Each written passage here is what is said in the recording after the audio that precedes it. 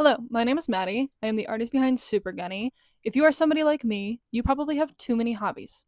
I collect skills like nobody's business. I do pottery. I chain stitch embroider. I know how to sew. I have stuff to do rug tufting. I have stuff to do stained glass. I have stuff to do all kinds of things knitting, crocheting, beaded jewelry, too many things. And so this channel is basically going to be where I do a bunch of projects and show you how to do them yourself. Today we are going to be doing a project that I have been wanting to do for so long, and that is customizing a sweater using duplicate stitch.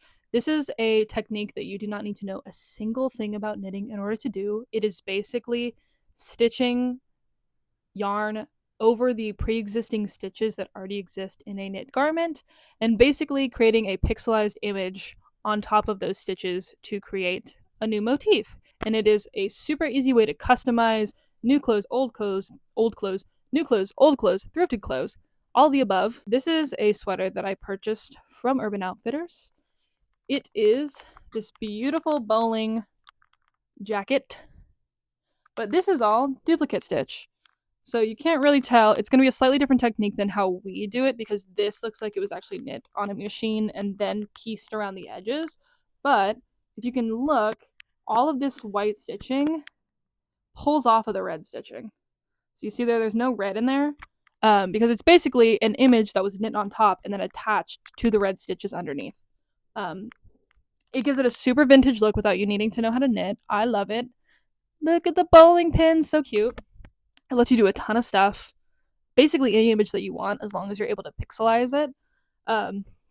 But for this project, my inspiration is the incredible, absolutely incredible Mary Maxim wolf sweater, the vintage pattern. I love this pattern. I cannot tell you how much I love this pattern. Okay? It is something that I have had saved for a very long time. I do want to learn how to knit eventually. I have the knitting needles. I just gotta cast on and get to it. But for now, we're gonna do this because it's a little faster. Starting off with our materials list, the first thing you will need is a knit garment. So for me and my project, I did not thrift this sweater. You absolutely can thrift this sweater. This was a project that I knew exactly what image I wanted to put on the sweater for a very long time, and I was looking for the perfect garment. I did not find a garment. I was looking for weeks in the thrift, okay? Weeks. And I couldn't find anything that I was looking for that would be perfect for this project specifically. But last week in Marshall's, I found it was, what does that say?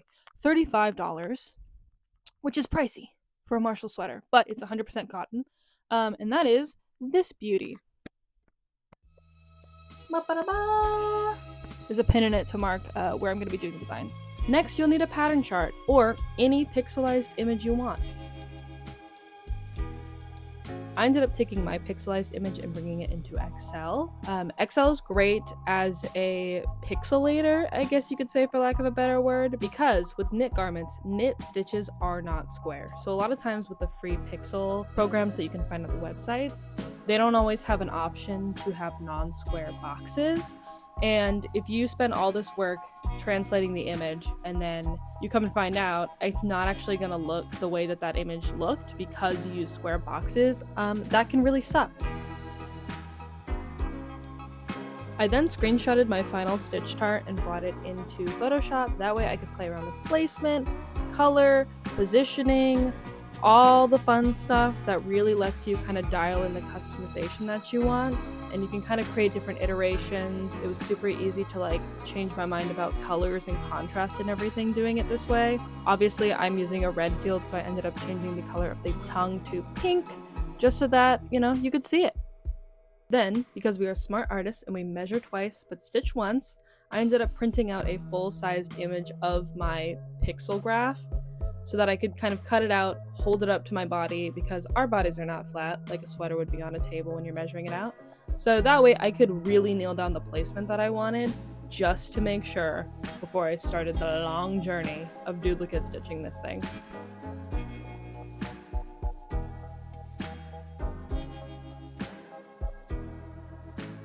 One of the things that I realized, again, as a little bit of a bustier woman, was that the original placement where I wanted it to go, you kind of couldn't see the wolf at all. it was like on the side. And again, this is not obviously the garment, but like when I had it lower, it was kind of under my boob. And that wasn't cute either. So I kind of had to decide to put it much higher and like kind of directly on top. And that ended up looking way, way, way cuter than what I initially thought, just looking at the flat sweater panels in the photo.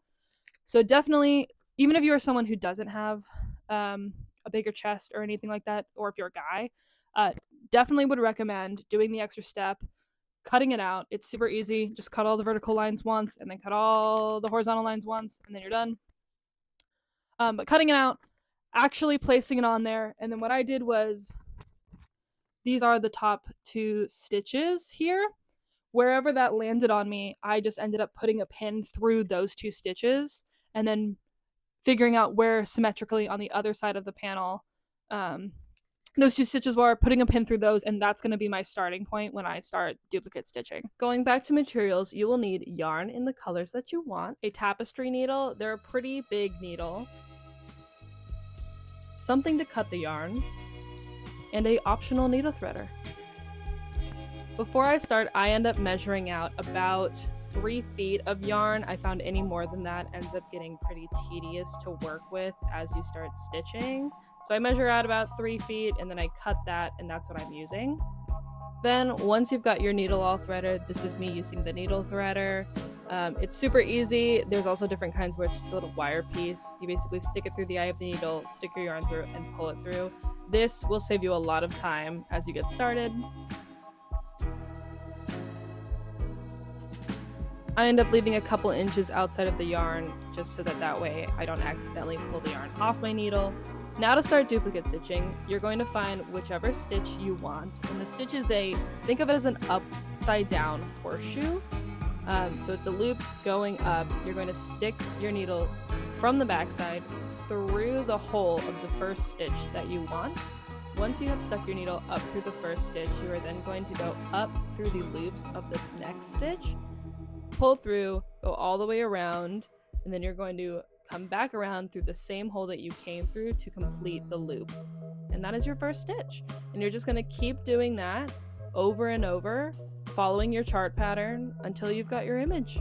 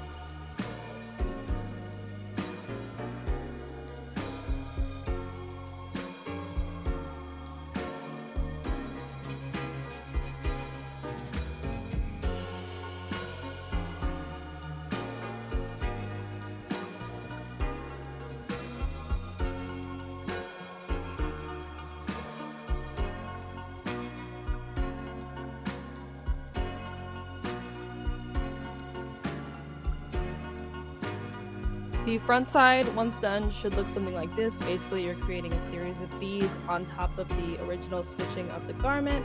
It's super easy, and the back side should look something like this. So coming to my little workstation, I've got my grid all set up, ready to go so that I can see kind of what I'm doing and keep tracking. I end up kind of moving my cursor each row, kind of like a stitch marker in a way, just to let me know, okay, I'm doing 2 white, 2 more white, 1 white, and then I'm switching to gray, and just kind of doing it in color sections just to make it as easy as possible for me. Then coming to the workstation, I ended up tying a piece of thread through the other 2 stitches that are on this side that are going to be equal to the top 2 stitches that are there on that portion of the ear I've already started.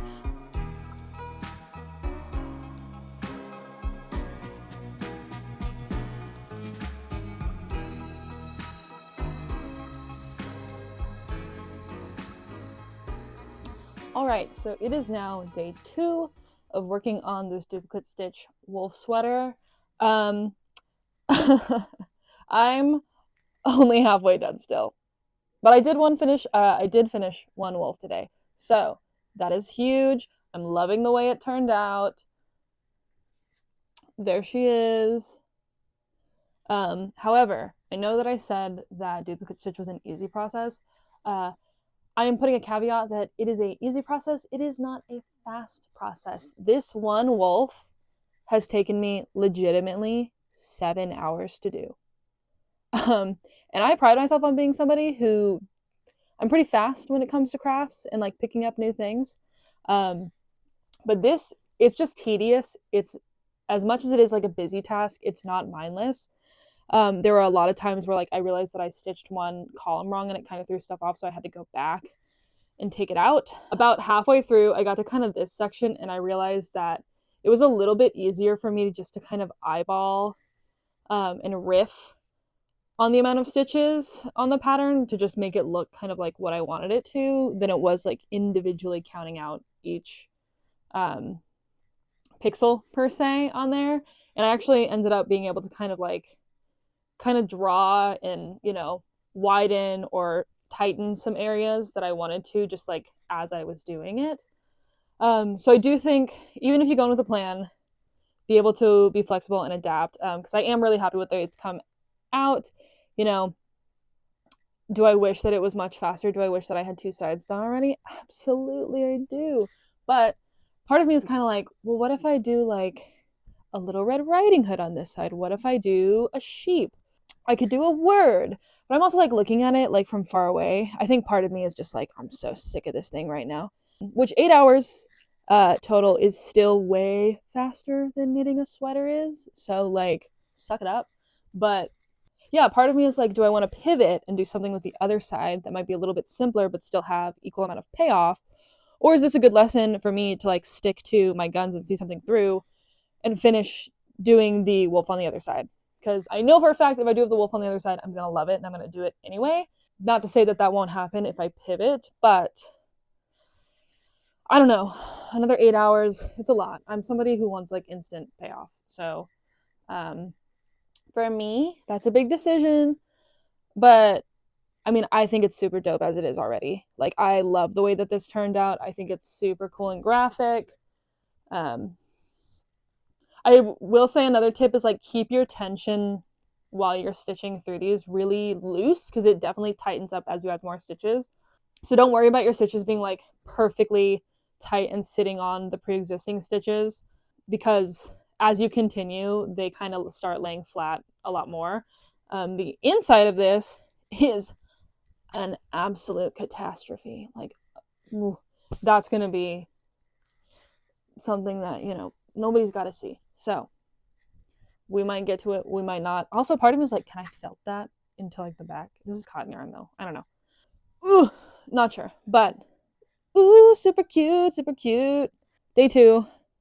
I'm going to take probably an hour to like figure out game plan for the rest of it to see if I want to continue with my original design or pivot.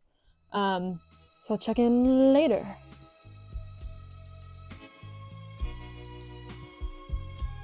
Okay, so we are now starting day 3 of my duplicate stitch wolf sweater vest. This is kind of how much I was able to finish last night on day 2. So we're gonna start from here today. As you can see, the spacing is a little bit different only because the buttons overlapping, I wanted to have an equal amount of red space for the wolf heads. So because this panel goes under this panel and the buttons come through, I had to slide this one over a little bit more just to make sure. Because if I had started them where I initially had my point tied off on this side, it was like over here. And I ran the risk of the snout basically kind of coming into this line where it was going to be folded over. And you're not seeing it. So I preemptively shifted this over just to make sure that it was gonna be fine. And I actually think, looking at this, I think it's actually gonna be really nice. So hopefully that worked out. But yeah, I'm gonna get started.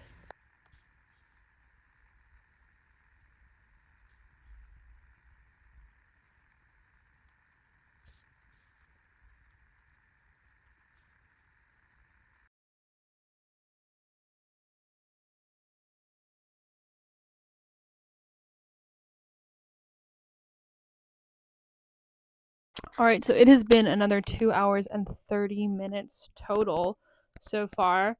And all I've got left is the big cheek chunk, which will be easy. However, I kind of was just like free balling this one. And I wanted to try it on real quick just because I noticed that this portion, the like open red area on this one is a little bit wider. And I feel like that kind of is, how should I say this? I think the slight difference in details for this section really doesn't like catch your eye at all.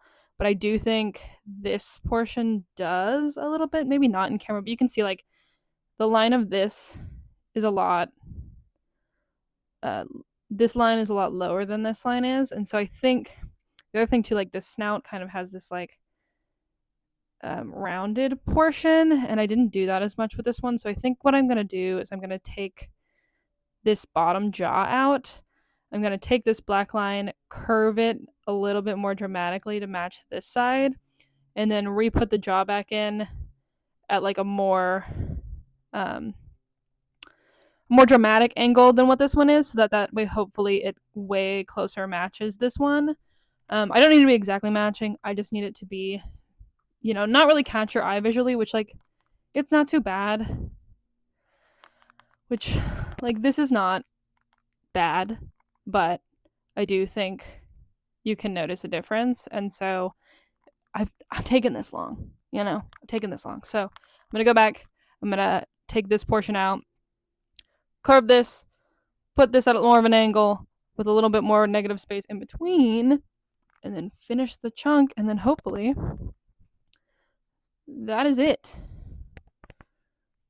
I feel like I'm trying to convince myself that I'm almost done. So we can do this. Yes, go team. Okay, that is now fixed. If you anything, I made them slightly too big, but that's okay.